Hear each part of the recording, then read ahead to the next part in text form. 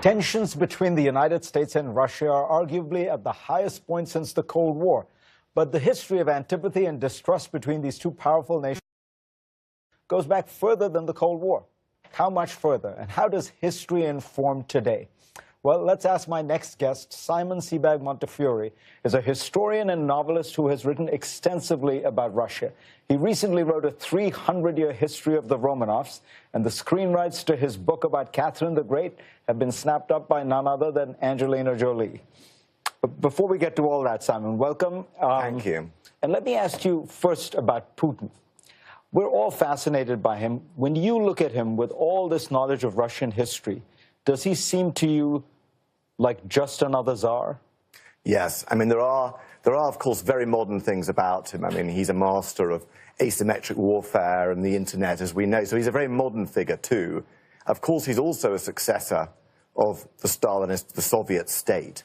But the third strand to him is definitely Romanov, czarist. He has a great concept of the grandeur and majesty of the Russian motherland, the Russian empire, and much that he's doing in Crimea, even Syria, is from the Romanov playbook. I mean, he has a great sense of history, and though he's not a great intellectual and reader, as Stalin was, for example, he's fascinated by the division, the ideological division between what he regards as great tsars, like Peter the Great, and probably Stalin, and bad tsars, like Gorbachev or Nicholas II. In your book about the Romanovs, one is struck by the absolute brutality of the family. I mean, when the father kills his son in front of spectators, that kind of brutality and almost unimaginable barbarism is part of Russian history. And do you think that informs the present in any way? It very much is part of Russian history. And you're right, the Romanov story is a story of how families and individuals are corroded and destroyed by power. Peter the Great tortured his own son to death, as you said. Catherine the Great overthrew her husband and he was strangled to death. Alexander I was downstairs while his father Paul was beaten to death, strangled, and had his head stomped on. So, yes, this is a family story, but not a family as we know it. But it does inform the present, too. I wrote this book to explain why Russia, why Putin, what is exceptional about Russia. And when you take away all the modernity and the facade of elections in Russia, and you look at how Putin runs Russia, you see that it's a tiny group of people competing and jockeying for the attention of one man, and a tiny group of people making secret decisions, becoming vastly wealthy. It's a court, It's a court. It's definitely a court, and Russians often call him the Tsar. They know that the key to power, just as it was in the Romanovs, with favorites like Rasputin, who was the spiritual advisor to Nicholas Alexander, or Potemkin, who was sleeping with the Tsarina, or Count Kutuzov, who was the barber of Emperor Paul, is access to the body. In an autocracy, everything is about access to the body or access to the person. And now, we talked about the hostility between the West and Russia, or the antipathy certainly between the United States and the Soviet Union. Each thought itself the model for the future.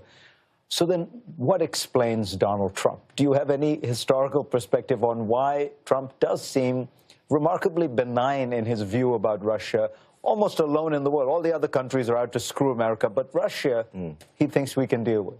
Well, I think it's an interesting phenomenon, both psychological and political. The political side of it is Donald Trump wants to be the first American czar. He wants to be the first. He wants to be the American Romanov. He rules by decree, a very small circle. He treats ministers like personal servants. He promotes his family to positions of power. They're the only people he really trusts. So in this sense, he really is the first American czar. Fortunately, there are checks and balances here to prevent him doing that. I think the other part of it has to be psychological.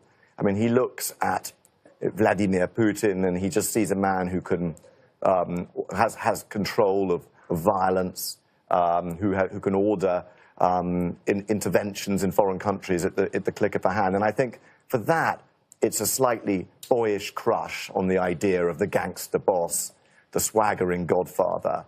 And I think that's something that derives from Donald Trump's personal psychology. Putin will probably outlast Stalin as the longest-serving leader of Russia. Do you think, in a sense, modern Russia is Putin's Russia? Yeah, I think Putin will probably be the dominant figure of the early 21st century.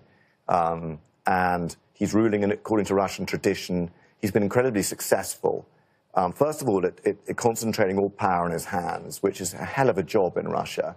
And he's done that systematically. But abroad is where he's really been successful, because Russia has an economy, as you know, the size of Spain or something, and yet it is punching way above its weight. You mentioned Stalin.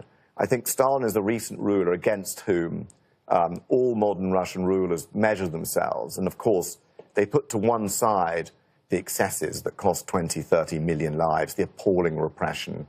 And they look at the successes, and the successes were vast as well, though the cost was totally unacceptable. Let me make that clear. But, you know, he left Russia a superpower with a bigger empire than the Tsars could ever have dreamed of, the whole of Eastern Europe. And he's the one they measure against. And of course, the greatest founding myth of Putinist Russia is 1945, the fall of Berlin. So this is the sort of school, this is the kind of company that President Putin is comparing himself to, the company he wants to keep. A tough man for Donald Trump to outwit, don't you think? I think the Kremlin, the bear pit of the Kremlin, one of the most terrifying and ferociously competitive arenas and tournaments of political power on earth, is certainly a tougher place than reality television. Simon Sebag.